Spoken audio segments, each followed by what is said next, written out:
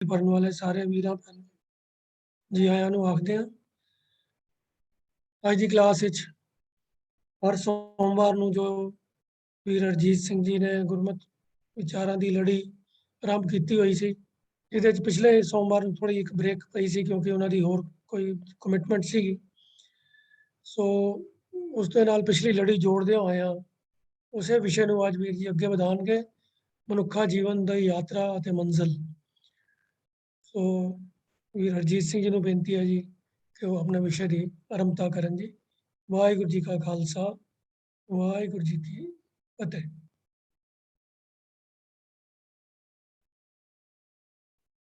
Unmute ਕਰ ਲਓ please, ਤੁਹਾਡਾ ਮਾਈਕ ਮਿਊਟ ਹੈ ਜੀ। ਠੀਕ ਹੈ ਜੀ। ਹਾਂਜੀ ਹਾਂਜੀ, ਬਸ ਇੱਕ ਸੈਕਿੰਡ।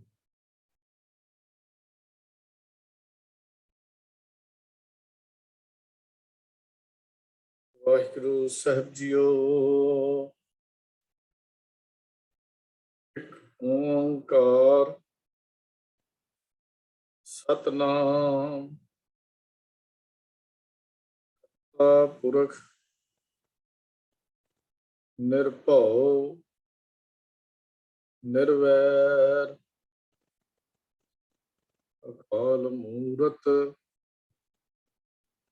ਅਜੂਨੀ ਸੈਭੰ ਗੁਰ ਪ੍ਰਸਾਦ। ਵਾਹਿਗੁਰੂ ਵਾਹਿਗੁਰੂ ਵਾਹਿਗੁਰੂ ਵਾਹਿਗੁਰੂ ਵਾਹਿਗੁਰੂ ਵਾਹਿਗੁਰੂ ਵਾਹਿਗੁਰੂ। ਵਾਹਿਗੁਰੂ ਜੀ ਕਾ ਖਾਲਸਾ, ਵਾਹਿਗੁਰੂ ਜੀ ਕੀ ਫਤਿਹ। ਸਨਮਾਨਯੋਗ ਗੁਰੂ ਪਿਆਰੇ, ਗੁਰੂ ਸਵਾਰੇ, ਗੁਰਮੁਖ ਜਨੋ, ਅੱਜ ਦੀ ਗੁਰਮਤਿ ਕਲਾਸ ਵਿੱਚ ਅਸੀਂ ਜੋ ਸਬਜੈਕਟ, ਜੋ ਵਿਸ਼ਾ ਲਗਾਤਾਰ ਤਕਰੀਬਨ 10 ਹਫ਼ਤਿਆਂ ਤੋਂ ਸ਼ੁਰੂ ਕੀਤਾ ਹੈ, ਉਹਦੇ ਵਿਚਾਰ ਅੱਗੇ ਨੂੰ ਤੋਰਾਂਗੇ। ਬ੍ਰਹਮ ਤੋਂ ਵਿਛੜ ਕੇ ਇਨਸਾਨ ਦੁਨੀਆ ਵਿੱਚੋਂ ਭਟਕਦਾ ਹੋਇਆ ਯਾਤਰਾ ਨੂੰ ਖਤਮ ਕਰਦਾ ਇਸ ਮਨੁੱਖਾ ਦੇਹੀ ਵਿੱਚ ਆਉਂਦਾ ਹੈ। ਕਈ ਜਨਮ ਪੈ ਕੀਟ ਪਤੰਗਾ, ਕਈ ਜਨਮ ਗਾ ਜ਼ਮੀਨ ਕਰੰਗਾ, ਕਈ ਜਨਮ ਪੰਖੀ ਸਰਪ ਹੋਇਓ, ਕਈ ਜਨਮ ਹੈ ਬ੍ਰਿਖ ਜਿਓ। ਮਿਲ ਜਗਦੀਸ਼ ਮਿਲਣ ਕੀ ਬਰੀਆ, ਚਿਰੰਕਾਲ ਇਹ ਦੇਸ ਜਰੀਆ। ਜੀਵਨ ਦਾ ਨਿਸ਼ਾਨਾ ਨਾਲ ਮਿਥ ਦਿੱਤਾ ਗਿਆ। ਮਨੁੱਖ ਦੇਹੀ ਦਾ ਪ੍ਰਯੋਜਨ ਜਿਸ ਪਰਮਾਤਮਾ ਤੋਂ ਜੁਦਾ ਹੋ ਕੇ ਇਸ ਸੰਸਾਰ ਵਿੱਚ ਆਇਆ ਹੈ, ਉਸ ਨਿਰੰਕਾਰ ਨੂੰ ਮਿਲਣਾ ਇਹਦੇ ਜੀਵਨ ਦਾ ਪ੍ਰਯੋਜਨ ਹੈ, ਤਦ ਕਿ ਜਨਮ ਮਰਨ ਦਾ ਉਗੇੜ ਖਤਮ ਹੋ ਜਾਏ, ਜੀਵਨ ਮੁਕਤ ਹੋ ਜਾਏ। ਉਹਦੇ ਲਈ ਗੁਰੂ ਜੀ ਨੇ, ਗੁਰਬਾਣੀ ਨੇ ਸਾਨੂੰ ਮਾਰਗ ਦਰਸ਼ਨ ਕੀਤਾ। ਮਨੋਰਥ ਨੂੰ ਸਮਝਣਾ, ਮਕਸਦ ਨੂੰ ਸਮਝ ਕੇ ਫਿਰ ਗੁਰੂ ਆਪਣੇ ਆਪ ਦੀ ਪਹਿਚਾਣ ਕਰਨੀ, ਗੁਰੂ ਦੀ ਸ਼ਰਨ ਵਿੱਚ ਪੈਣਾ। ਗੁਰੂ ਸਤਸੰਗਤ ਮਿਲਾਉਂਦਾ ਹੈ, ਸਤਸੰਗਤ ਤੋਂ ਜੀਵਨ ਅੱਗੇ ਵੱਲ ਨੂੰ ਤੁਰਦਾ ਹੈ ਤੇ ਤੁਰਦਾ ਤੁਰਦਾ ਇਹ ਮਨੁੱਖ ਰਸਤੇ ਦੀਆਂ ਰੁਕਾਵਟਾਂ ਨੂੰ ਦੂਰ ਕਰਕੇ ਰਿੱਧ ਸਿੱਧ ਅਵਰਾ ਸਾਧ ਨੂੰ ਪਛਾਣਦਾ ਹੋਇਆ ਉਹਨਾਂ ਪਹਾੜੀਆਂ ਨੂੰ ਪਾਰ ਕਰਕੇ ਇਸ ਸਹਿਜ ਦੀ ਅਵਸਥਾ ਵਿੱਚ ਪਹੁੰਚ ਜਾਂਦਾ ਹੈ। ਸਹਿਜ ਇੱਕ ਖੇੜਾ ਹੈ, ਸਹਿਜ ਇੱਕ ਸੁੰਦਰਤਾ ਹੈ, ਸਹਿਜ ਇੱਕ ਰਸ ਹੈ, ਸਹਿਜ ਇੱਕ ਆਨੰਦ ਹੈ, ਜੋ ਲਗਾਤਾਰ ਜਗਿਆਸੂ ਦੇ ਹਿਰਦੇ ਵਿੱਚ ਬਣਿਆ ਰਹਿੰਦਾ ਹੈ, ਟੁੱਟਦਾ ਨਹੀਂ। ਟੁੱਟਾ ਹੋਇਆ ਚੀਜ਼ ਸਹਿਜ ਨਹੀਂ ਹੋ ਸਕਦੀ। ਇਹ ਅਮਿਓ ਚੱਲੇ ਝਰਨੇ ਹਨ ਜਿਨ੍ਹਾਂ ਦਾ ਰਸ ਜਗਿਆਸੂ ਮਾਣਦਾ ਹੈ। ਇਹ ਅੰਦਰ ਦਾ ਗਿਆਨ ਹੈ। ਗਿਆਨ ਇੱਕ ਇਹੋ ਜਿਹੀ ਰੋਸ਼ਨੀ ਹੈ ਜਿਸ ਦੇ ਚਾਨਣ ਵਿੱਚ ਹੋਰ ਚੀਜ਼ਾਂ ਨੂੰ ਜਾਣਿਆ ਜਾਂਦਾ ਹੈ। ਦੁਨਿਆਵੀ ਚੀਜ਼ਾਂ ਨੂੰ ਆਪਾਂ ਵਿਚਾਰ ਕਰਕੇ ਵੇਖੀਏ, ਇੱਕ ਬੰਦਾ ਗਿਆਨ ਹਾਸਲ ਕਰਦਾ ਹੈ ਕਿ ਮਨੁੱਖ ਦੇ ਸਰੀਰ ਦੀ ਬਣਤਰ ਕਿਸ ਤਰ੍ਹਾਂ ਦੀ ਹੈ, ਕਿਹੜੇ-ਕਿਹੜੇ ਨੁਕਸ ਪੈ ਕੇ ਰੋਗ ਬਣਦੇ ਹਨ, ਕਿਹੜੀਆਂ ਚੀਜ਼ਾਂ ਨਾਲ ਇਹ ਰੋਗ ਦੂਰ ਕੀਤੇ ਜਾ ਸਕਦੇ ਹਨ। ਇਸ ਸਰੀਰ ਦੀ ਬਾਰੇ ਗਿਆਨ ਲੈਣ ਵਾਲੇ ਨੂੰ ਅਸੀਂ ਡਾਕਟਰ ਕਹਿੰਦੇ ਹਾਂ, ਵੈਦ ਕਹਿੰਦੇ ਹਾਂ, ਹਕੀਮ ਕਹਿੰਦੇ ਹਾਂ, ਜਿਹੜਾ ਸਰੀਰ ਦਾ ਇਹ ਗਿਆਨ ਹਾਸਲ ਕਰ ਲੈਂਦਾ ਹੈ। ਡਾਕਟਰ ਐਸੇ ਨਹੀਂ, ਉਹਦੇ ਪ੍ਰਾਪਤ ਕੀਤੇ ਹੋਏ ਗਿਆਨ ਕਰਕੇ ਉਹ ਡਾਕਟਰ ਹੈ। ਡਾਕਟਰ ਕੋਈ ਪਦਵੀ ਨਹੀਂ ਹੈ, ਕੋਈ ਡਿਗਰੀ ਨਹੀਂ ਜਿਹੜੀ ਨਾਲ ਲੱਗ ਗਈ ਤੇ ਡਾਕਟਰ ਬਣ ਗਿਆ। ਡਾਕਟਰ ਬਣਨ ਦੇ ਲਈ ਉਹ ਗਿਆਨ ਹਾਸਲ ਕਰਨਾ ਪੈਂਦਾ ਹੈ। ਉਹ ਮੈਡੀਸਨ ਦਾ ਗਿਆਨ, ਮੈਡੀਕਲ ਸਾਇੰਸ ਦਾ ਗਿਆਨ, ਉਹ ਸਾਰਾ ਗਿਆਨ ਉਹਨੂੰ ਹਾਸਲ ਕਰਨਾ ਪੈਂਦਾ ਹੈ। ਔਰ ਉਸ ਗਿਆਨ ਨੂੰ ਹਾਸਲ ਕਰਨ ਤੋਂ ਬਿਨਾਂ ਇਹ ਡਾਕਟਰ ਕਹਾਉਣ ਦਾ ਹੱਕਦਾਰ ਨਹੀਂ ਹੁੰਦਾ। ਇਸੇ ਤਰ੍ਹਾਂ ਵਾਹਿਗੁਰੂ ਦੀ ਰਚੀ ਹੋਈ ਕੁਦਰਤ ਦੇ ਖਜ਼ਾਨੇ ਵਿੱਚੋਂ ਬਹੁਤ ਸਾਰੇ ਭੇਦ ਪ੍ਰਗਟ ਕਰਨ ਵਾਲੇ ਜਿਹੜੇ ਹਨ, ਮੈਂ ਲਫ਼ਜ਼ ਵਰਤਿਆ ਵਾਹਿਗੁਰੂ ਦੀ ਰਚੀ ਹੋਈ ਕੁਦਰਤ, ਖੋਜੀ ਕਰਤਾ ਮਾਲਕ ਨਹੀਂ ਹੈ, ਖੋਜ ਕਰਤਾ ਸਿਰਫ ਉਹਦੀ ਰਚੀ ਹੋਈ ਕੁਦਰਤ ਦੀ ਖੋਜ ਕਰਦਾ ਹੈ। ਇਸ ਕੁਦਰਤ ਦਾ ਮਾਲਕ ਕੋਈ ਹੋਰ ਹੈ, ਉਹ ਕਾਦਰ ਹੈ। ਇਹ ਵਾਹਿਗੁਰੂ ਦਾ ਖਜ਼ਾਨਾ ਹੈ, ਉਸਦੀ ਕੁਦਰਤ। ਤੇ ਕੁਦਰਤ ਦੇ ਇਸ ਕਾਰਖਾਨੇ ਵਿੱਚੋਂ ਭੇਦ ਲੱਭ ਕੇ ਉਹਨੂੰ ਸੰਸਾਰ ਵਿੱਚ ਪ੍ਰਗਟ ਕਰਨ ਵਾਲੇ ਨੂੰ ਵਿਦਵਤਾ ਦੇ ਆਧਾਰ ਤੇ, ਗਿਆਨ ਦੇ ਆਧਾਰ ਤੇ ਸਾਇੰਸਦਾਨ ਕਹਿ ਦਿੱਤਾ ਜਾਂਦਾ ਹੈ। ਸਾਇੰਟਿਸਟ ਹੈ, ਸਾਇੰਸਦਾਨ ਹੈ, ਕਿਉਂਕਿ ਉਸਨੇ ਮਾਲਕ ਦੇ ਕੁਦਰਤ ਦੇ ਖਜ਼ਾਨੇ ਦੇ ਵਿੱਚੋਂ ਕੁਝ ਭੇਦ ਲੱਭਿਆ ਹੈ। ਤੇ ਧਰਮ ਦੀ ਦੁਨੀਆ ਵਿੱਚ ਅੰਦਰ ਦੇ ਗਿਆਨ ਹਾਸਲ ਕਰਨ ਵਾਲੇ ਦਾ ਲਫ਼ਜ਼ ਜਿਹੜਾ ਵਰਤਿਆ ਜਾਂਦਾ ਹੈ, ਉਹਨੂੰ ਬ੍ਰਹਮ ਗਿਆਨੀ ਕਿਹਾ ਜਾਂਦਾ ਹੈ। ਬ੍ਰਹਮ ਗਿਆਨੀ ਕੋਈ ਡਿਗਰੀ ਨਹੀਂ, ਬ੍ਰਹਮ ਗਿਆਨੀ ਕੋਈ ਸ਼੍ਰੀ 108 ਨਹੀਂ, ਬ੍ਰਹਮ ਗਿਆਨੀ ਕੋਈ ਸ਼੍ਰੀ 1008 ਨਹੀਂ। ਬ੍ਰਹਮ ਗਿਆਨੀ ਅੰਦਰ ਦਾ ਗਿਆਨ ਹੈ। ਸਹਿਜ ਦੀ ਪਦਵੀ ਤੇ ਪੁੱਜਿਆ ਹੋਇਆ ਮਨੁੱਖ ਫਿਰ ਅੰਦਰ ਦੇ ਗਿਆਨ ਨੂੰ ਹਾਸਲ ਕਰ ਲੈਂਦਾ ਹੈ। ਦੁਨਿਆਵੀ ਗਿਆਨ ਤੇ ਅੰਦਰੂਨੀ ਭਾਵ ਰੱਬੀ ਗਿਆਨ ਵਿੱਚ ਬਹੁਤ ਵੱਡਾ ਇੱਕ ਫਰਕ ਹੁੰਦਾ ਹੈ। ਦੁਨਿਆਵੀ ਗਿਆਨ ਸਾਰੇ ਦਾ ਸਾਰਾ ਬਾਹਰੋਂ ਇਕੱਠਾ ਕੀਤਾ ਜਾਂਦਾ ਹੈ, ਬਾਹਰੋਂ ਹਾਸਲ ਕੀਤਾ ਜਾਂਦਾ ਹੈ। ਦੁਨੀਆ ਦਾ ਗਿਆਨ ਬਾਹਰੋਂ ਮਿਲਦਾ ਹੈ, ਸਾਇੰਸਦਾਨ ਬਾਹਰੋਂ ਖੋਜ ਕਰਦਾ ਹੈ, ਡਾਕਟਰ ਬਾਹਰੋਂ ਖੋਜ ਕਰਦਾ ਹੈ। ਪਰ ਬ੍ਰਹਮ ਦਾ ਗਿਆਨ, ਨਿਰੰਕਾਰ ਦੇ ਘਰ ਦਾ ਗਿਆਨ ਅੰਦਰੋਂ ਹੁੰਦਾ ਹੈ। ਉਹ ਬਾਹਰੋਂ ਨਹੀਂ ਹੋ ਸਕਦਾ, ਉਹ ਮਨੁੱਖ ਨੂੰ ਆਪਣੇ ਅੰਦਰੋਂ ਹੁੰਦਾ ਹੈ। ਬਾਹਰੀ ਗਿਆਨ ਇੱਕ ਸੋਝੀ ਹੈ, ਪਰ ਅੰਦਰਲਾ ਗਿਆਨ ਮਨੁੱਖੀ ਜੀਵਨ ਨੂੰ ਸ਼ਿੰਗਾਰ ਦਿੰਦਾ ਹੈ। ਬਾਹਰੀ ਗਿਆਨ ਇੱਕ ਵਿਦਿਆ ਹੈ, ਕੇਵਲ ਸੋਝੀ ਹੈ, ਟੀਚਿੰਗ। ਬਾਹਰੀ ਗਿਆਨ ਜਿਹੜਾ ਹੈ ਉਹ ਕੇਵਲ ਸੀਮਤ ਹੈ, ਲੇਕਿਨ ਜਿਹੜਾ ਅੰਦਰ ਦਾ ਗਿਆਨ ਹੈ ਉਹ ਮਨੁੱਖੀ ਜੀਵਨ ਨੂੰ ਸ਼ਿੰਗਾਰ ਦਿੰਦਾ ਹੈ, ਮਨੁੱਖੀ ਜੀਵਨ ਨੂੰ ਸੋਹਣਾ ਬਣਾ ਦਿੰਦਾ ਹੈ, ਸਜਾ ਦਿੰਦਾ ਹੈ। ਮਨੁੱਖੀ ਜੀਵਨ ਦੇ ਨਾਲ ਇਹ ਜੀਵਨ ਫਿਰ ਸੱਚਮੁੱਚ ਕਰਤੇ ਦੇ ਘਰ ਤੇ ਪ੍ਰਵਾਨ ਹੁੰਦਾ ਹੈ। ਡਾਕਟਰ ਹਜ਼ਾਰਾਂ ਮਰੀਜ਼ਾਂ ਦਾ ਇਲਾਜ ਕਰਦੇ ਹਨ। ਕਦੀ ਖਿਆਲ ਕਰਕੇ ਦੇਖੀਏ, ਆਪਾਂ ਦੇਖੀਏ, ਉਸ ਨੂੰ ਤਾਂ ਇਹ ਤਾਂ ਪਤਾ ਹੈ ਕਿ ਦਰਦ ਕਿਉਂ ਹੋਈ ਹੈ, ਕਿਵੇਂ ਖਤਮ ਹੋਏਗੀ, ਇਸ ਦਰਦ ਨਾਲ ਮਰੀਜ਼ ਦਾ ਕੀ ਨੁਕਸਾਨ ਹੁੰਦਾ ਹੈ, ਇਹ ਤਾਂ ਪਤਾ ਹੈ। ਪਰ ਜੇ ਉਸ ਨੂੰ ਆਪ ਨੂੰ ਕਿਤੇ ਦਰਦ ਨਾ ਹੋਈ ਹੋਵੇ ਤਾਂ ਉਸ ਦੀ ਪੀੜਾ ਦਾ ਉਹ ਅਹਿਸਾਸ ਨਹੀਂ ਕਰ ਸਕਦਾ ਜਿਹੜੀ ਦਰਦ ਹੋਣ ਵਾਲਾ ਸਹਿ ਰਿਹਾ ਹੈ। ਉਹ ਕੇਵਲ ਉਹੀ ਕਰ ਸਕਦਾ ਜਿਹਨੂੰ ਇਹ ਪੀੜਾ ਹੋਈ ਹੈ। ਕੇਵਲ ਜੁੱਤੀ ਪਾਈ ਹੋਈ, ਸੋਹਣੀ ਜੁੱਤੀ ਪਾ ਕੇ ਮਨੁੱਖ ਤੁਰਿਆ ਜਾਂਦਾ ਤੇ ਪੈਰ ਨੂੰ ਲੱਗਦੀ ਹੈ, ਤੇ ਕੇਵਲ ਜਿਹਦੇ ਪੈਰਾਂ ਨੂੰ ਲੱਗਦੀ ਹੈ ਉਹੀ ਦੱਸ ਸਕਦਾ ਹੈ ਮੇਰੀ ਜੁੱਤੀ ਦੀ ਪੀੜਾ, ਲੱਗਣ ਦੀ ਪੀੜਾ ਕਿੰਨੀ ਹੈ। ਪੈਰ ਵਿੱਚ ਚੁਭੇ ਹੋਏ ਕੰਡੇ ਦੀ ਪੀੜ ਕੇਵਲ ਤੁਰਨ ਵਾਲਾ ਜਗਿਆਸੂ ਜਿਹਦੇ ਪੈਰ ਵਿੱਚ ਕੰਡਾ ਚੁਭਿਆ ਉਹੀ ਜਾਣਦਾ ਹੈ।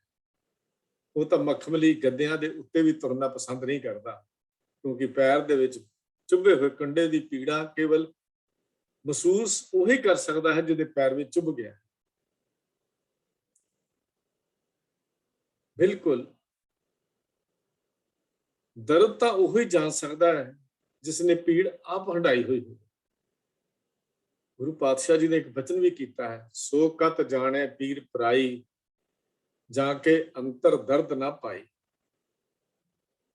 ਵੀ ਉਹ ਕਿਥੋਂ ਪੀੜਾ ਜਾਣਦਾ ਹੈ ਜਿਹਦੇ ਅੰਦਰ ਦਰਦ ਨਹੀਂ ਹੈ, ਜਿਹਨੇ ਦਰਦ ਦਾ ਅਹਿਸਾਸ ਹੀ ਨਹੀਂ ਕੀਤਾ। ਹਾਂ, ਬਾਹਰ ਦਾ ਗਿਆਨ ਇਨਸਾਨ ਨੂੰ ਗਿਆਨਵਾਨ ਬਣਾ ਦਿੰਦਾ ਹੈ, ਪਰ ਹੰਕਾਰ ਦੀ ਚੋਟੀ ਤੇ ਵੀ ਪਹੁੰਚਾ ਦਿੰਦਾ ਹੈ। ਮੇਰੇ ਵਰਗਾ ਕੋਈ ਡਾਕਟਰ ਨਹੀਂ, ਮੇਰੇ ਵਰਗਾ ਕੋਈ ਕਥਾਕਾਰ ਨਹੀਂ, ਮੇਰੇ ਵਰਗਾ ਕੋਈ ਵਿਦਵਾਨ ਨਹੀਂ, ਮੇਰੇ ਵਰਗਾ ਕੋਈ ਇੰਜੀਨੀਅਰ ਨਹੀਂ, ਮੇਰੇ ਵਰਗਾ ਕੋਈ ਸਾਇੰਟਿਸਟ ਨਹੀਂ। ਇਹ ਹੰਕਾਰ ਦੀ ਚੋਟੀ ਤੇ ਪਹੁੰਚਾਉਂਦਾ ਹੈ, ਪਰ ਅੰਦਰ ਵਾਹਿਗੁਰੂ ਦੇ ਨਾਮ ਦੇ ਚਸ਼ਮੇ ਤੋਂ ਜਨਮਿਆ ਹੋਇਆ ਗਿਆਨ ਨਿਰੰਕਾਰ ਨਾਲ ਮਿਲਾ ਦਿੰਦਾ ਹੈ। ਦੇਖੋ ਕਿੰਨਾ ਫਰਕ ਹੈ।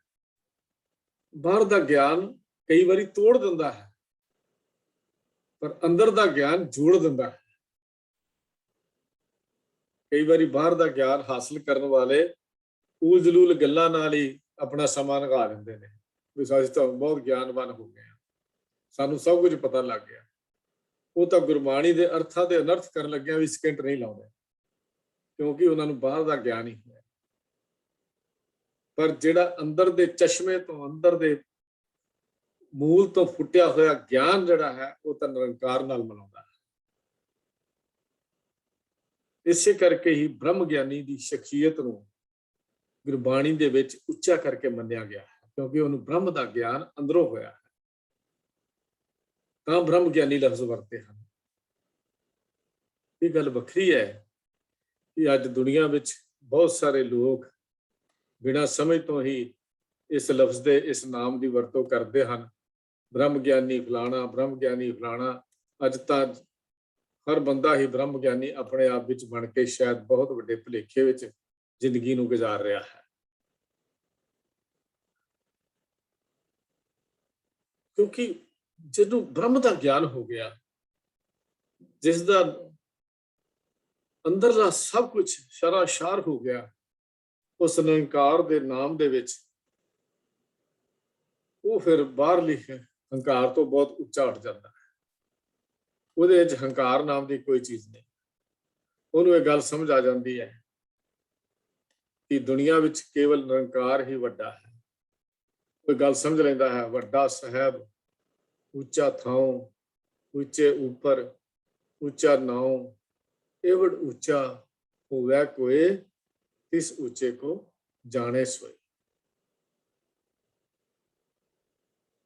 ਪਰ ਕਿੱਥੋਂ ਹੋਇਆ, ਕਿੱਥੋਂ ਮਿਲਿਆ? ਰੱਬ ਕੈ ਸਿਮਰਨ ਸਭ ਤੇ ਉੱਚਾ। ਵਾਹਿਗੁਰੂ ਦੀ ਦਾਤ, ਇੱਕ ਬ੍ਰਹਮ ਗਿਆਨ ਦੀ ਦਾਤ ਉਸ ਵਾਹਿਗੁਰੂ ਦੇ ਸਿਮਰਨ ਤੋਂ ਮਿਲੀ।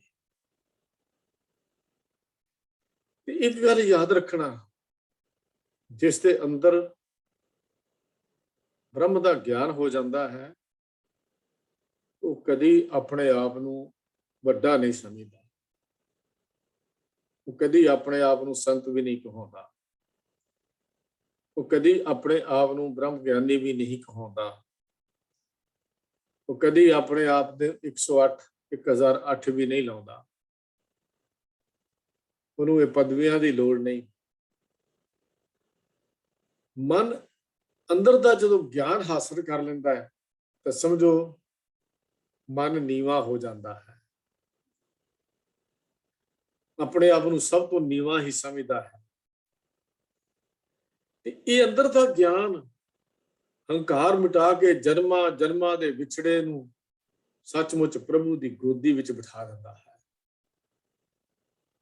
ਅੰਦਰੂਨੀ ਗਿਆਨ ਇੱਕ ਰੱਬੀ ਬਖਸ਼ਿਸ਼, ਰੱਬੀ ਮਿਹਰ ਹੈ ਜੋ ਉਸ ਨਿਰੰਕਾਰ ਦੇ ਆਪਣੇ ਹੱਥ ਵਿੱਚ ਹੈ।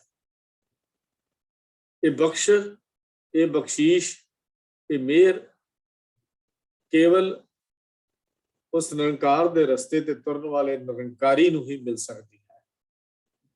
ਇਸੇ ਕਰਕੇ ਕਿਹਾ ਬ੍ਰਹਮ ਗਿਆਨੀ ਊਚ ਤੇ ਉੱਚਾ, ਪਰ ਮਨ ਆਪਣੇ ਹੈ ਸਭ ਤੇ ਨੀਚਾ।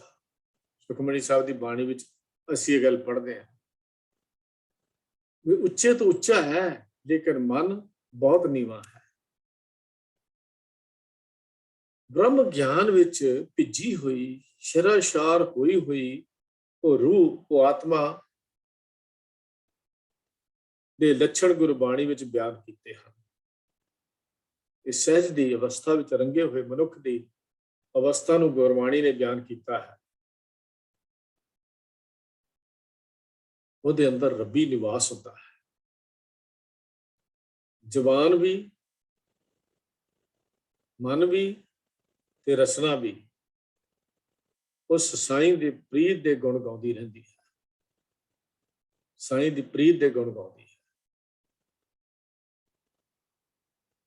ਆਮ ਦੁਨੀਆ ਵਿੱਚ ਹੋ ਸਕਦਾ ਹੈ ਕੁਝ ਲੋਕ ਅਜਿਹੇ ਵੀ ਹੋਣ ਜਿਨ੍ਹਾਂ ਦੀ ਜ਼ਬਾਨ ਤੇ, ਜਿਨ੍ਹਾਂ ਦੀ ਰਸਨਾ ਤੇ ਤਾਂ ਨਿਰੰਕਾਰ ਹੋਵੇ, ਨਿਰੰਕਾਰ ਦਾ ਜ਼ਿਕਰ ਹੋਵੇ, ਪਰ ਮਨ ਕਰਕੇ ਬਾਹਰ ਹੀ ਭਟਕਦੇ ਰਹੇ ਹੋਣ। ਇਹ ਹੋ ਸੰਭਵ ਹੈ, ਪਰ ਜਿੱਥੇ ਨਿਰੰਕਾਰ, ਜਿੱਥੇ ਬ੍ਰਹਮ ਗਿਆਨੀ ਹੈ, ਉਹਦੀ ਰਸਨਾ ਤੇ ਵੀ ਰਾਮ ਹੈ, ਉਹਦੇ ਅੰਦਰ ਵੀ ਰਾਮ ਹੈ,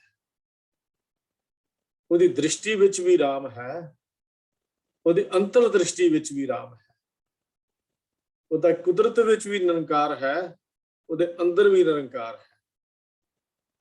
ਉਹ ਹੈ ਮਨ ਸਾਚਾ, ਮੁਖ ਸਾਚਾ ਸੋਏ, ਅਵਰ ਨਾ ਪੇਖੈ ਏਕਸ ਬਿਨ ਕੋਏ। ਨਾਨਕ ਇਹ ਲੱਛਣ ਬ੍ਰਹਮ ਗਿਆਨੀ ਹੋਏ। ਇਹ ਉਸ ਅਵਸਥਾ ਦੀ ਜ਼ਿਕਰ ਹੈ ਜਿਹੜਾ ਪ੍ਰਭੂ ਦੇ ਪਿਆਰ ਵਿੱਚ ਰੰਗਿਆ ਗਿਆ।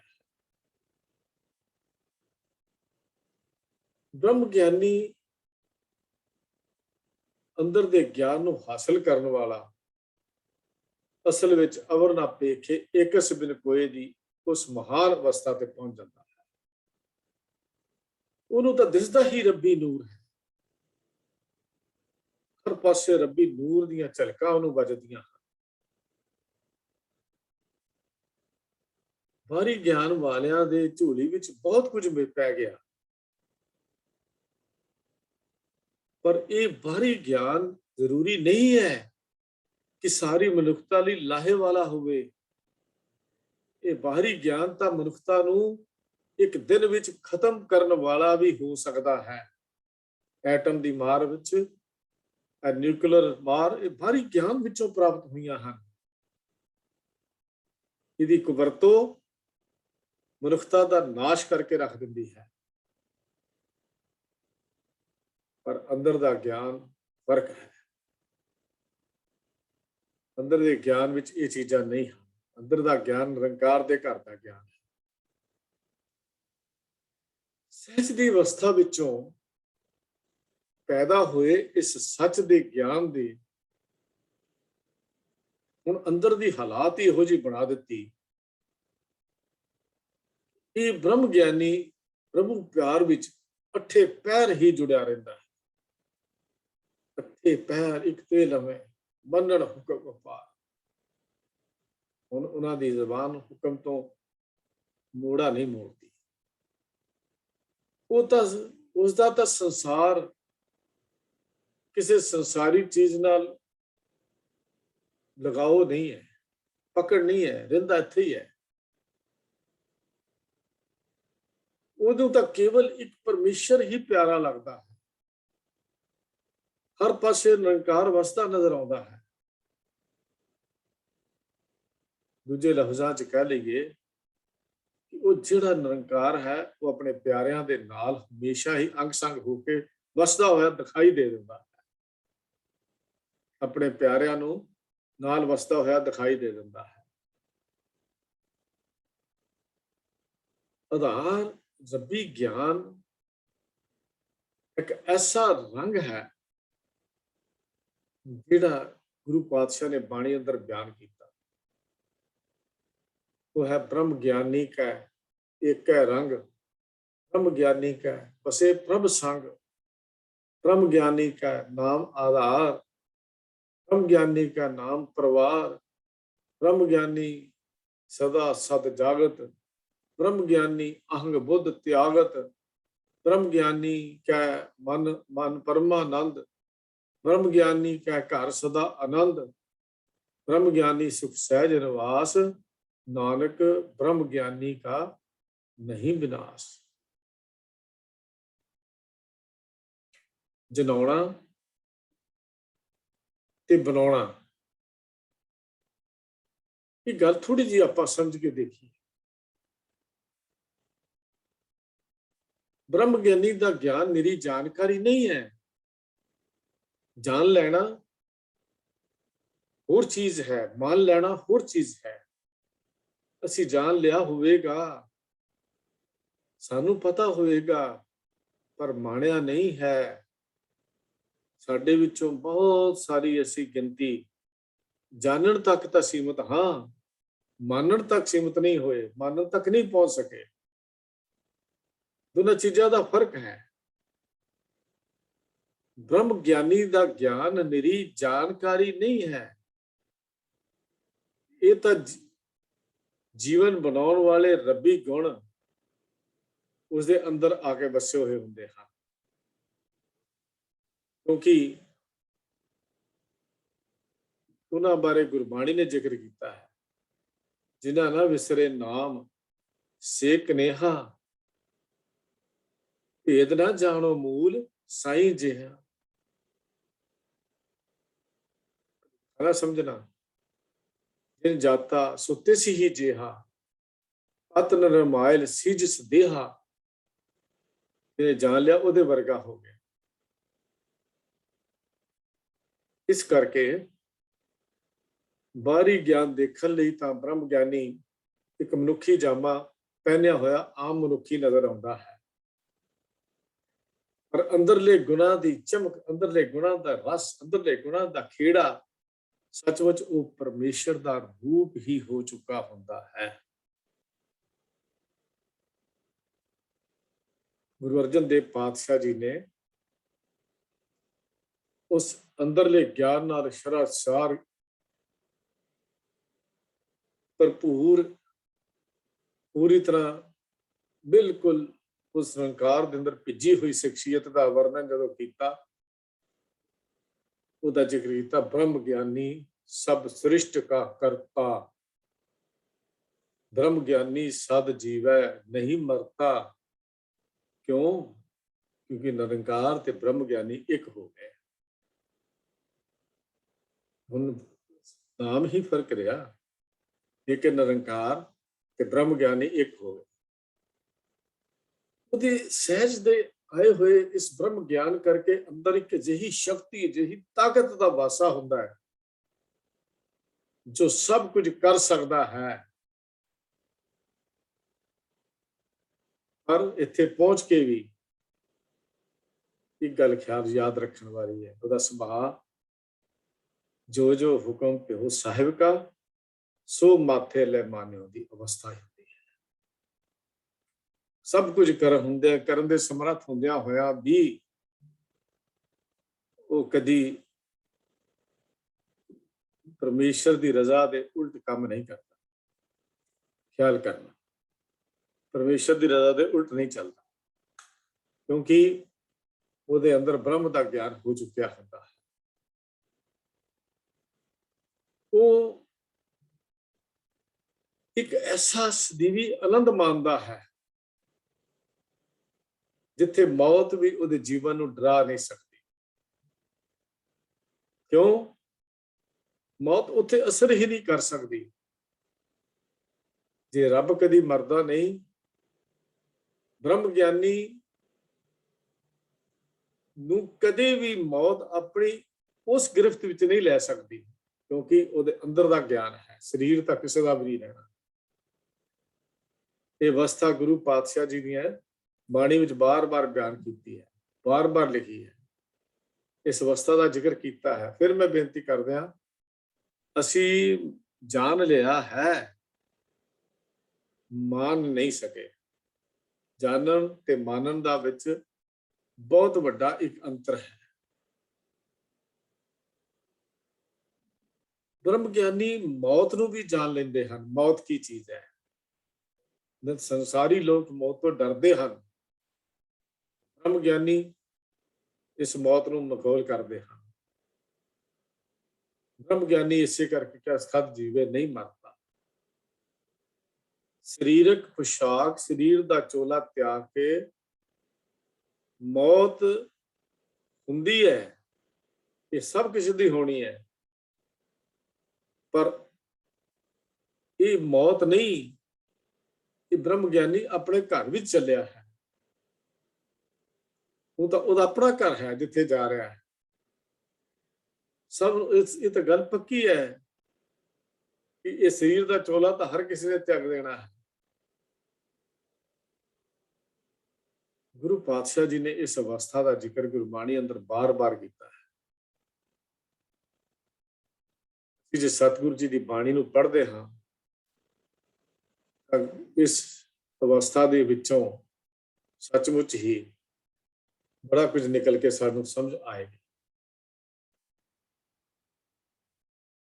ਇਸ ਆਤਮਿਕ ਰੰਗੇ ਹੋਏ ਬੰਦਿਆਂ ਦੇ ਸੰਸਾਰੀ ਲੋਕਾਂ ਨੇ ਕਈ ਸ਼ਬਦ ਵਰਤੇ ਹਨ।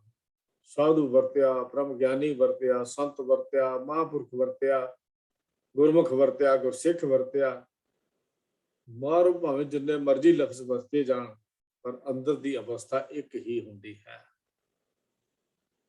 ਇਸੇ ਲਈ ਹੀ ਗੁਰੂ ਅਰਜਨ ਦੇਵ ਮਹਾਰਾਜ ਸੱਚੇ ਪਾਤਸ਼ਾਹ ਜੀ ਨੇ ਸੁਖਮਣੀ ਦੀ ਬਾਣੀ ਵਿੱਚ ਸਾਧ, ਸੰਤ, ਬ੍ਰਹਮ ਗਿਆਨੀ ਸ਼ਬਦ ਵਰਤੇ ਹਨ, ਪਰ ਉਹਨਾਂ ਦੀ ਡਿਗਰੀ ਵਿੱਚ ਕੋਈ ਫਰਕ ਨਹੀਂ ਹੈ। ਖਿਆਲ ਕਰਨਾ, ਸੁਖਮਣੀ ਦੀ ਬਾਣੀ ਵਿੱਚ ਸ਼ਬਦ ਜਿਹੜੇ ਵਰਤੇ ਨੇ, ਕਈ ਵਾਰੀ ਅਸੀਂ ਬਹੁਤ ਵੱਡਾ ਭੁਲੇਖਾ ਕਰ ਜਾਂਦੇ ਹਾਂ, ਬਹੁਤ ਵੱਡਾ ਭੁਲੇਖਾ ਖਾ ਜਾਂਦੇ ਹਾਂ। ਇਹਨਾਂ ਵਰਤੇ ਹੋਏ ਲਫ਼ਜ਼ਾਂ ਨੂੰ ਦੇਖ ਕੇ ਅਸੀਂ ਸ਼ਾਇਦ ਬਹੁਤ ਵੱਡੀ ਕੁਤਾਹੀ ਵੀ ਕਈ ਵਾਰੀ ਕਰਦੇ ਹਾਂ, ਔਰ ਪਖੰਡੀਆਂ ਤੇ ਦੰਭੀਆਂ ਦੇ ਚਰਨਾਂ ਤੇ ਜਾ ਕੇ ਮੱਥੇ ਟੇਕਣ ਲੱਗ ਪੈਂਦੇ ਹਾਂ।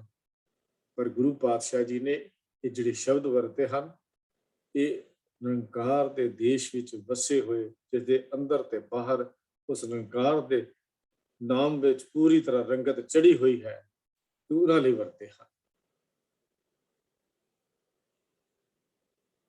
ਉੱਥੇ ਗੁਰੂ ਅਰਜਨ ਦੇਵ ਮਹਾਰਾਜ ਸੱਚੇ ਪਾਤਸ਼ਾਹ ਜੀ ਇਹਨਾਂ ਦੀਆਂ ਅਵਸਥਾ ਨੂੰ ਜੋ ਸੁਖਮਣੀ ਦੇ ਵਿੱਚ ਬਿਆਨ ਕਰਦੇ ਹਨ, ਕਹਿੰਦੇ ਨੇ ਜਿਹਨੂੰ ਇਹ ਦਾਤ ਪ੍ਰਾਪਤ ਸੀ ਉਹ ਹੀ ਸੁਭਾਗਾ ਹੈ, ਉਹ ਹੀ ਵਡਭਾਗਾ ਹੈ। ਤਾਂ ਹੀ ਇਹ ਗੱਲ ਕਹੀ ਜਾਂਦੀ ਹੈ, ਅੰਤਰਜਾਮੀ ਪੁਰਖ ਵਿਧਾਤੇ ਸ਼ਰਧਾ ਮਨ ਕੀ ਪੂਰੇ, ਨਾਨਕ ਦਾਸ ਇਹ ਸੁਖ ਮੰਗੇ ਮੋਕੋ ਕਰ ਸੰਤਨ ਕੀ ਧੂਰੇ। ਕਿਉਂ? ਉਹਨਾਂ ਵਰਗਾ ਬਣਾ ਦੇ। ਤਾਂ ਹੀ ਇਹ ਗੱਲ ਕਹੀ ਜਾਂਦੀ ਹੈ, ਗੁਰਸਿੱਖਾਂ ਕੀ ਹਰ ਧੂੜ ਦੇ ਹਮ ਪਾਪੀ ਵੀ ਗਤ ਪਾਏ। ਕਿਹਨਾਂ ਦੀ ਇੱਥੇ ਗੁਰਸਿੱਖ ਕਿਹਨਾਂ ਲਈ ਵਰਤਿਆ ਗਿਆ? ਅਸੀਂ ਤਾਂ ਸਾਧ ਸੰਗਤ ਦੇ ਜੋੜਿਆਂ ਦੀ ਧੂੜ ਚੁੱਕ ਕੇ ਮੱਥੇ ਨੂੰ ਲਾਉਣ ਲੱਗ ਪਏ। ਸ਼ਾਇਦ ਭੁਲੇਖਾ ਹੀ ਖਾ ਲਿਆ।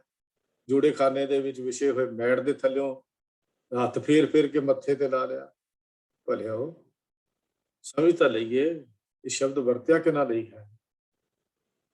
ਉਹ ਕਿਹੜੀ ਗੁਰਮੁਖ ਰੂਹ ਦੇ ਸ਼ਬਦ ਹਨ ਜਿਨ੍ਹਾਂ ਲਈ ਇਸਤੇਮਾਲ ਕੀਤੇ ਗਏ ਹਨ। ਜੇ ਇਹ ਗੱਲ ਸਾਨੂੰ ਸਮਝ ਵਿੱਚ ਆ ਜਾਏ ਤਾਂ ਅਸੀਂ ਬਹੁਤ ਵੱਡੇ ਭੁਲੇਖੇ ਵਿੱਚੋਂ ਨਿਕਲ ਸਕਦੇ ਹਾਂ। ਅਸਲ ਵਿੱਚ ਜਿਸ ਗੱਲ ਨੂੰ ਸਮਝਿਆ ਜਾਵੇ, ਗੱਲ ਨੂੰ ਵਿਚਾਰਿਆ ਜਾਵੇ, ਤਾਂ ਫਿਰ ਗੱਲ ਸਾਨੂੰ ਸਮਝ ਆ ਜਾਂਦੀ ਹੈ। ਸਾਰਾ ਅੰਦਰ ਦੀ ਗੱਲ ਕਹਾਣੀ ਸਾਨੂੰ ਸਮਝ ਆ ਜਾਂਦੀ ਹੈ। ਤਾਂ ਇਹ ਹੈ ਸਹਿਜ ਵਿੱਚ ਰਲੇ ਹੋਏ ਮਨੁੱਖ ਦੀ ਅਵਸਥਾ। ਹੋਰ ਥੋੜਾ ਨੂੰ ਅੱਗੇ ਚੱਲੀਏ। ਲਾਭ ਦੇ ਦੋ ਪੱਖ ਹੁੰਦੇ ਹਨ। ਉਸ ਨੂੰ ਵੀ ਮਿਲਾਪ ਕਿਹਾ ਜਾਂਦਾ ਹੈ, ਜਿਹੜਾ ਅਸੀਂ ਆਮ ਕਰਕੇ ਮੁਲਾਕਾਤ ਇੱਕ ਦੂਜੇ ਨਾਲ ਕਰਦੇ ਹਾਂ।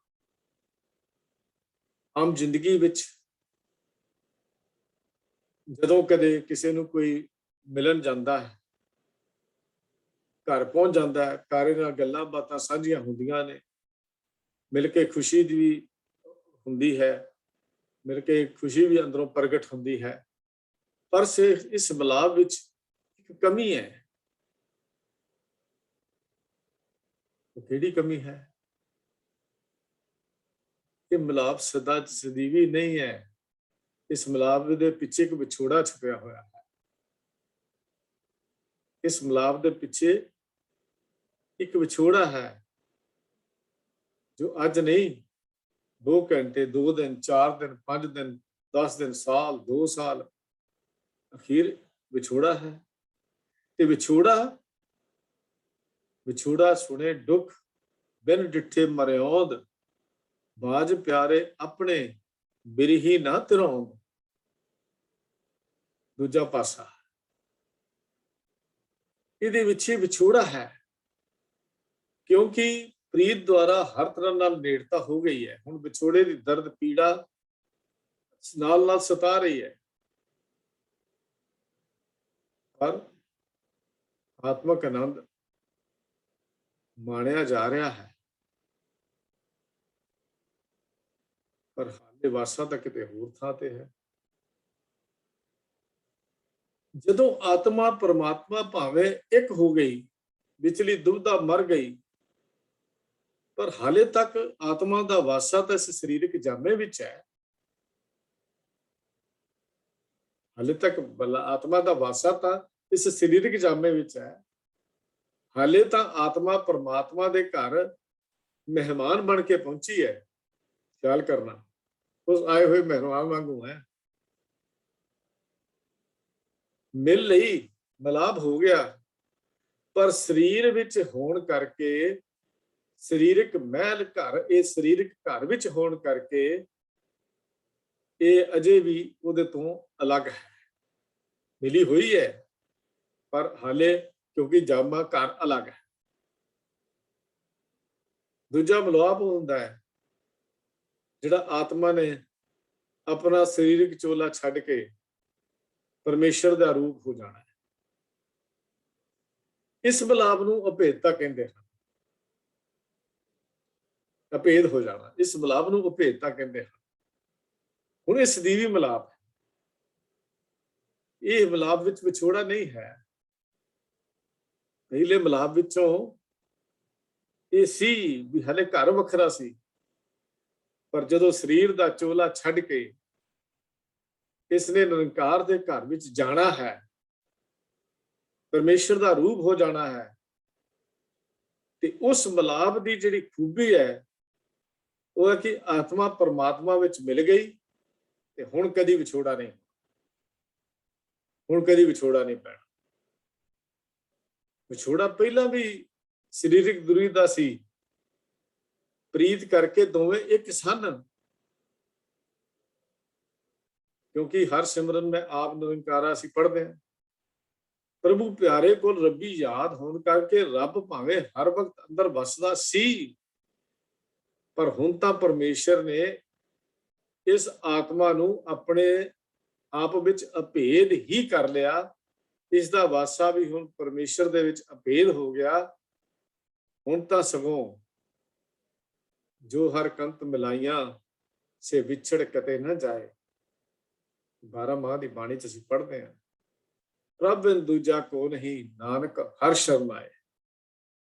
ਉਸ ਅਵਸਥਾ ਤੇ ਜਾ ਪਹੁੰਚਿਆ। ਸਤਿਗੁਰ ਪਾਤਸ਼ਾਹ ਜੀ ਨੇ ਅੰਮ੍ਰਿਤ ਬਾਣੀ ਰਾਹੀਂ, ਇਹ ਨਿਰੰਕਾਰੀ ਬਾਣੀ ਰਾਹੀਂ, ਰੱਬੀ ਬਾਣੀ ਰਾਹੀਂ ਇਸ ਅਵਸਥਾ ਦੀਆਂ ਕੁਝ ਸੰਸਾਰਕ ਉਦਾਹਰਨਾਂ ਦਿੱਤੀਆਂ ਹਨ,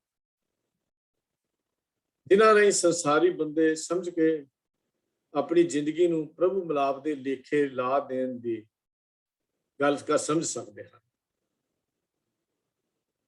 ਸੂਰਜ ਦੇ ਚੜ੍ਹਨ ਨਾਲ ਰੋਸ਼ਨੀ ਦੀਆਂ ਕਿਰਨਾਂ ਨਿਕਲਦੀਆਂ ਹਨ,